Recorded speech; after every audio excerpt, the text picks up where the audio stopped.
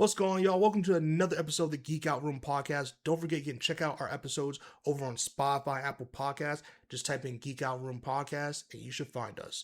Today we are recapping State of Play, not the entire thing, but just a couple of games that I really like and excited for. So let's dive right into it. And something I should also say too, because you're going to hear me say it about these games and be like, well, that was announced like 4 years ago or something. I stopped really tuning into game news or game release news because, especially now, games have the studios have this habit of announcing something or showing gameplay or whatever, and then the game doesn't come out for like 5 years or 10 years or like it's like something crazy. You know what I mean? So I stopped. It stopped giving me hype. For example, it is 2026, and I still have not seen any more footage, any more gameplay, no nothing on the Captain America, Black Panther, 1942, whatever that game is. Have not heard a peep. So things like that, I'm like, I just want the game to come out. At this point, like I just don't pay attention to it.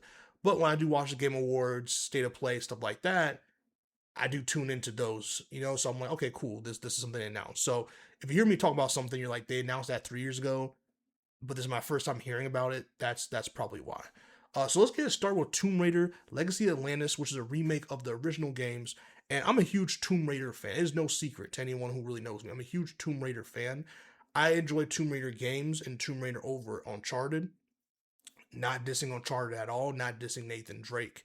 Um, I was one of those people where I'm like, man, it really sucks that on Tomb Raider's not getting the same love as Uncharted. And I think that they tried to bring back and revive the Tomb Raider brand and such with those mid 2000 games. The mid 2000s they released those games where they reintroduced Lara Croft with some original story. I think it was Crystal Dynamics. I think that did that game. I forgot, but those games. And they've also Tomb Raider has a new live action show. I think it's a show with Sophie Turner coming out.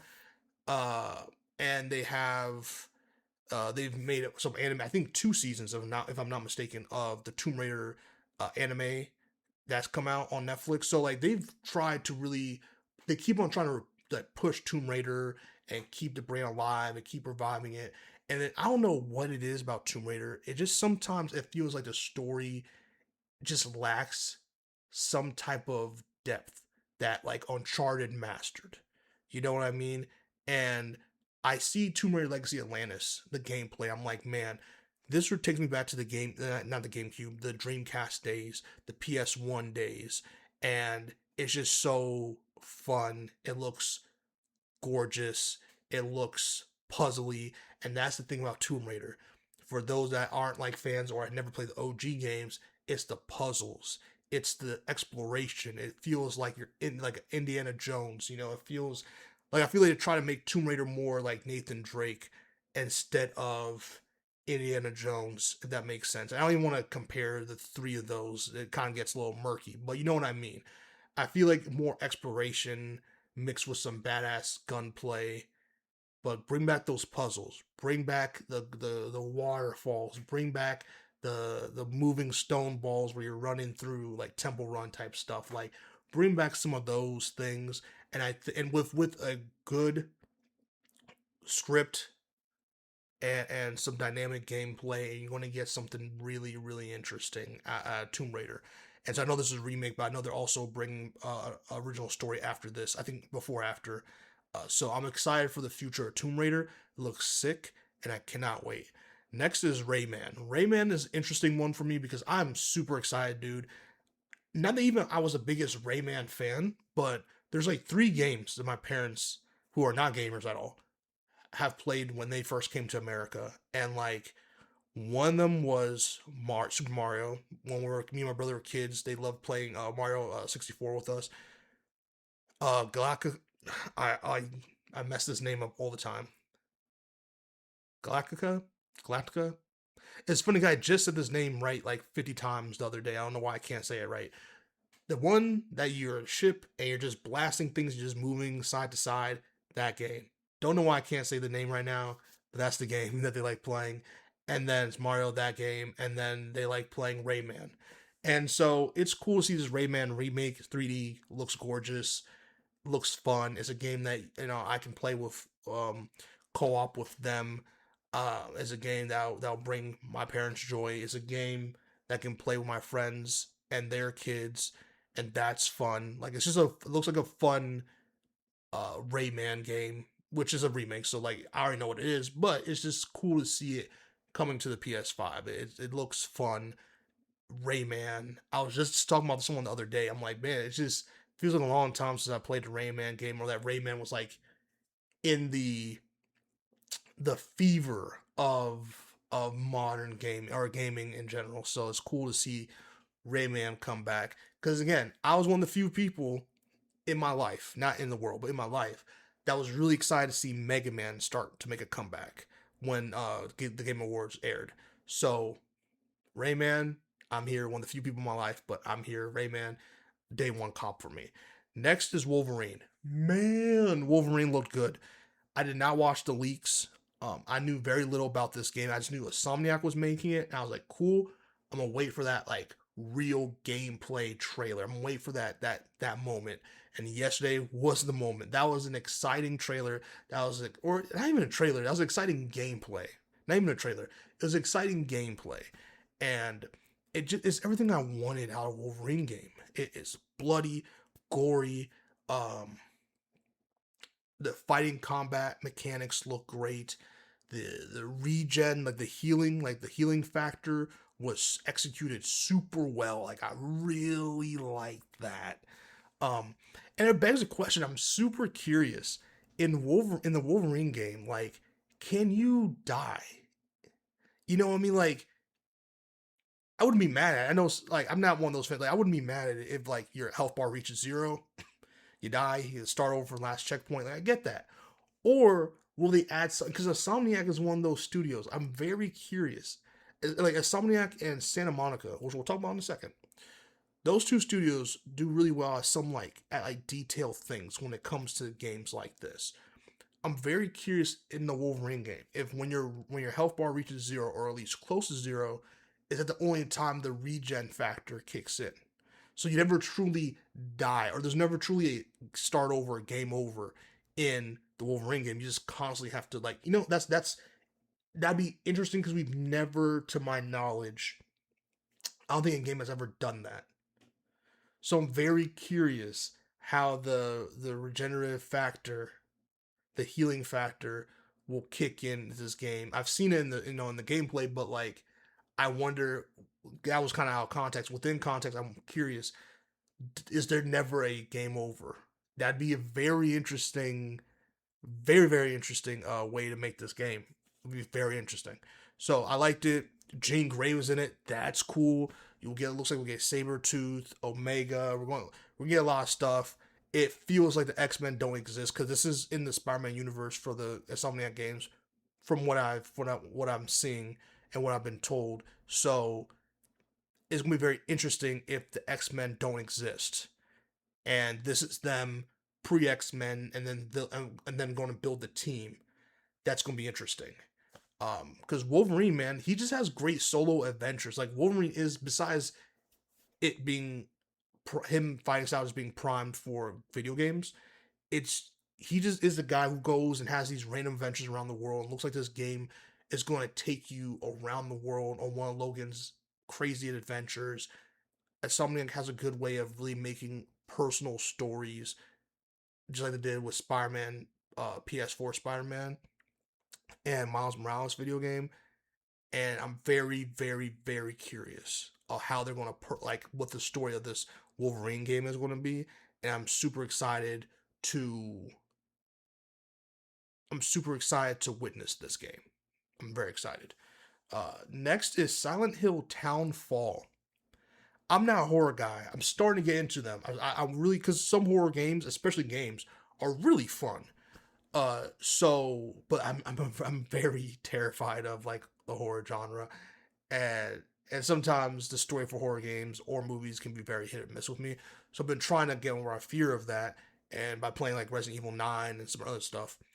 And Silent Hill Townfall, it just looks like a really solid game. It looks like a very Like it reminded me like an Alien Isolation slash um Alien Isolation slash oh man, what's the game? Not Outlast, but there's another game it reminds me of.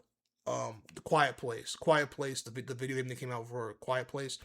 It kind of gave me the vibe of those two games with the game or with what I saw the trailer. And so Silent Hill Townfall looks interesting. It looks great. It's a black main character, so you already know off rip I have to play it off principle because of that. We don't get a lot of black main characters in video games, so when we do, and it's a game I don't mind playing, I gotta tune in, I gotta lock in. So I'm excited for that. That game looks really fun. Hopefully, I'll be more comfortable playing horror games by the time that comes out. Cause I know people love me playing horror games or survival games on my channel. Again, Sauceless Entertainment, plugging in. So I'm trying to get more of those out there. So there's that. There's a horror dinosaur game that I know my friend is going. He loves dinosaurs. He stays playing Ark Survival, so I think he's gonna love playing this horror dinosaur like survival horror game called Lost Wild. I think it's called Lost Wild. I thought it was a Jurassic Park survival horror game, which would have been nuts. It looks pretty much like a Jurassic World or Park horror game, survival horror game. This one also reminds me of like Alien Isolation and looks like a great game where instead of xenomorphs, you're going to get dinosaurs. You have to survive this crazy park and survive all these different dinosaurs. And it's first person. It looks great. It looks, the vibe, the ambiance looks amazing. It's just great to get a dinosaur game like this. Like it just looks really fun, really interesting. I'm super excited to hear from y'all, true dinosaur fans. Let me know in the comments. Does this game appeal to you? I don't think we've ever seen a dinosaur game like this before, so I'm excited. Next is Ill, an action horror first person shooter. Let's go. It looks so realistic. It looks so realistic to the like these zombie things or mutants or whatever look so creepy. They look super realistic. The skin looks slimy. It just looks it looks great. And what I like about it, I didn't know it was a first person shooter. I thought it was again like Alien Isolation or one of those games we kind of just duck and run, invade, whatever, elude, stuff like that. Now this one's like, nah, it feels like Left 4 Dead. Feels like a hyper realistic Left 4 Dead. This game looks realistic as hell. It looks scary at the same time, but because you can have all these weapons and guns blazing, you can stick it to them. It looks fun, and it's a day one cop for me. This is one of those games where I've been waiting for. Not a spiritual successor of Left 4 Dead. I don't want to say that, but it just looks really good. I'm hoping it's co-op. I don't know if it is, but even if it's not, I'm still gonna play it. But if this game happens to be co-op, it's gonna probably go down as one of my favorite games, or it's gonna at least be one of my most anticipated games of 2027. That is for sure. I'm very much looking forward to this game. Then, of course, Until Dawn 2. Didn't know they were going to do this. Didn't know they were even thinking about doing Until Dawn 2. But the fact that they are, big fan of Until Dawn, super excited to see what this is. This trailer they gave us looked very horny, to say the least. It just looked like it looked very, I don't know. I don't know, besides money reasons and because the movie came out of Until Dawn, I don't know why you make another one. There's really no need, but it looks like one of those like we're reality TV stars and we're on an island and some bad shit happens. We have to wait until dawn. That's what it looks like. So I'm hoping there's more in that. I'm hoping it's offering us something intriguing, giving us a reason to buy this game. But it looks good. It has some good actors in it that I'm fans of. So I'm excited to see Until Dawn 2. I really enjoyed Until Dawn 1. And I'm excited to see what Until Dawn 2 has to offer. So I'm excited for that. It looks good too, graphically wise. Then of course, the main event, Santa Monica, popped in and said, that game y'all rumored that we were developing, it's true. And here's 20 minutes of it. Here's the beginning 20 minutes of this video game. Wow. God of War. I'm going to have trouble pronouncing this. Lao Fei, starring Faye, Kratos' deceased wife. Um, so it's crazy. During the events of God of War 2018, Faye is in hell or super hell, like the hell in Dragon Ball Z, where all Goku's ops are, and that's basically what she's at. That she's just fighting. She's fighting. Looks like it'll have a lot of gods from different mythos, different pantheons. It looks great. It looks fun. The combat is a lot aerial combat, really reminiscent to me of Devil May Cry's combat system. So that's fun. Devil May Cry's combat system, but with God of War's combat system, it looks. I don't even know how it's possible, but it looks even more combat wise. Looks even more polished than God of War Ragnarok. It looks even better than God of War Ragnarok graphically. Like I don't know how you like. They just Santa Monica found a way to just constantly improve their games. And I'm always a fan of that. Constantly find, even when you're at the edge or peak of technology and innovation, find a way to push it because you care that much about the game, and the game needs something new and innovative to help take it to the next level of which the creator, or in this case Santa Monica, wants their game to be. And I'm a huge fan of trying and doing and executing those things.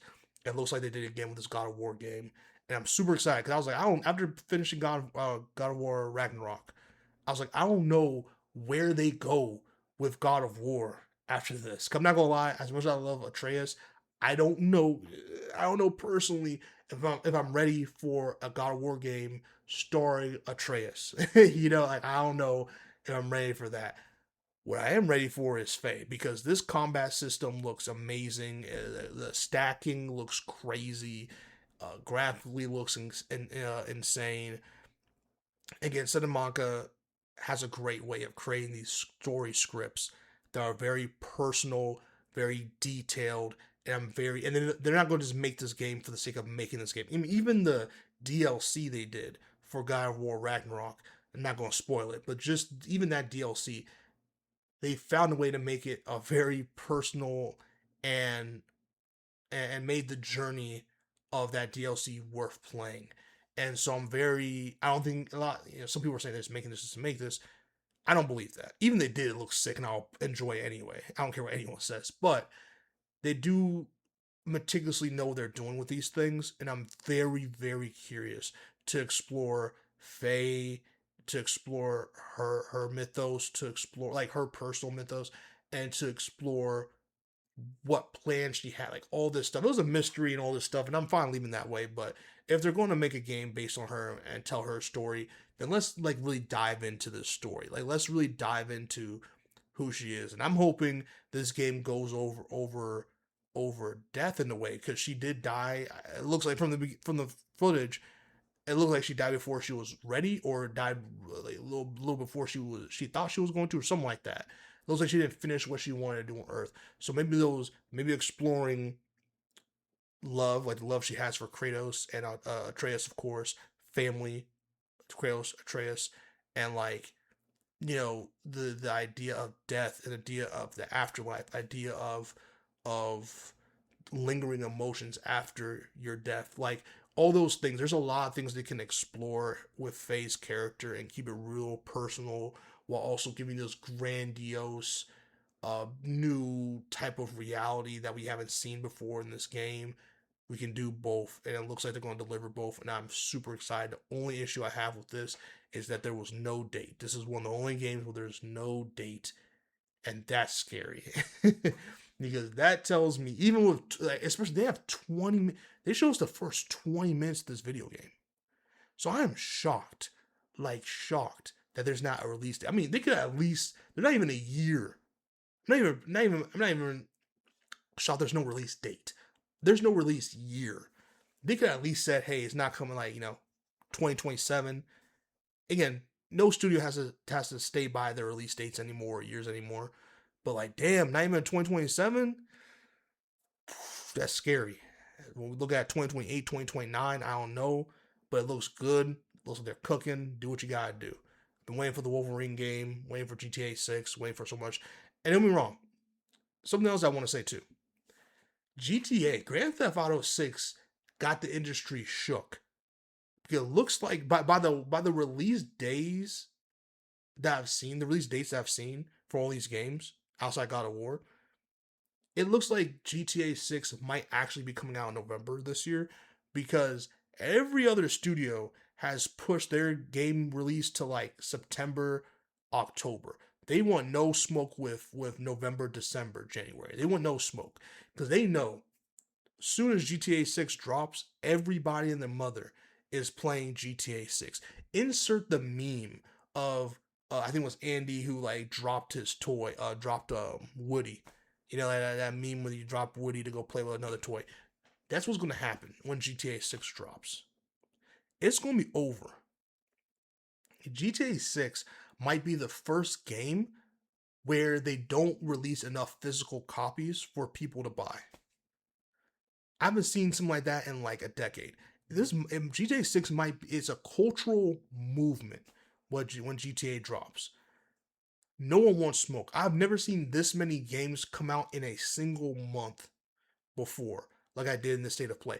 And this is just the state. This is just to kick off stuff. This is a state of play. We still got this Summerfest, the game Summerfest. I think this Friday, and then we got some other stuff coming during the summer. So we're not even done with releases and new surprises and gameplay and stuff like that. There's so much more coming. But so far, there's like 6 to 10 games coming out in September.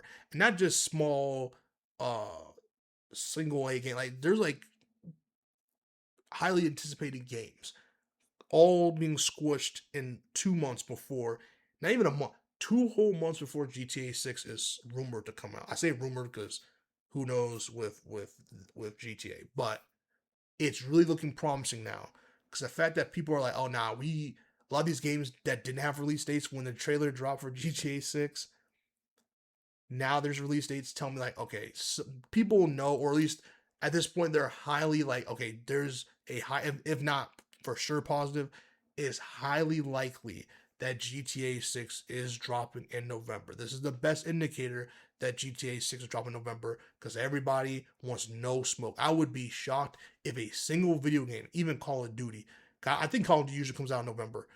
I'll be shocked if this Call of Duty Modern Warfare 4, which also looks sick as fuck, by the way, at least story wise. I wouldn't be surprised. I don't know if they dropped a release date for that yet. I wouldn't be surprised if that drops early October/September. I wouldn't be surprised. Like we want no smoke with GTA 6 or Call of Duty's like, hey, we're Call of Duty and we don't give a shit. People are gonna still play us anyway. We're dropping November. Call of Duty may be the only game that can drop the mic and drop at the same time as GTA 6 and might survive. So we'll see. But let me know your thoughts. Comment down below, like, subscribe, do all that good stuff. Let me know your thoughts on not just GTA 6, but just the state of play. There's a lot of games. There's 1, 2, 3, 4, 5, 6, 7, 8. 8 games I want to buy. I haven't felt this way in a long time, so I'm excited. See you on the next one. Keep geeking out. Peace.